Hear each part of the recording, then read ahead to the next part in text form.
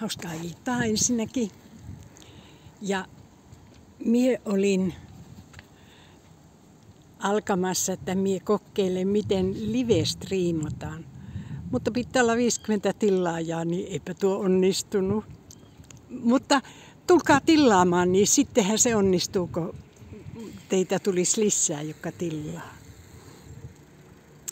Siis mie puhun YouTubessa.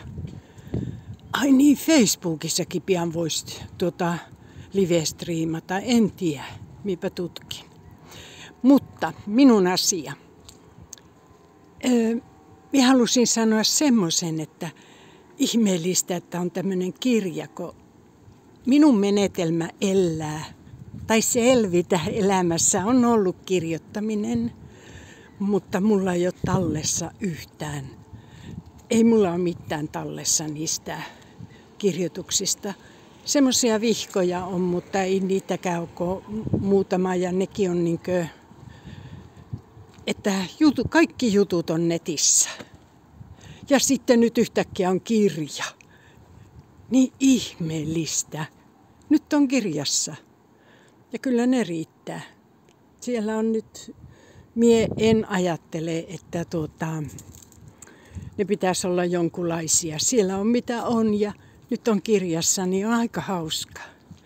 Ja siinä kirjassa on aika paljon niitä runoja, että runokirjoissa on monesti aika vähän. Mutta tuossa on niinkö siltä pohjalta, että äitin runoista ja sitten mie vastaan välillä tai minun runoja. Että mitä oli hyviä ja niin mie vaan laitoin. Ja ne on sillä, ei ole niin, että yksi sivu ja yksi runo, ne ei ole sillä edukseen, mutta jos yksikin sana merkittää jotakin, niin se on hyvä. Ja sitten niin siinäpä on sitten paljon sanoja. Ja mie en muutenkaan välitä mistään muodoista tai semmosesta, että täyttää jotakin kriteerejä. Kun mie en jaksa, enkä viitti pyrkiä enää mihinkään.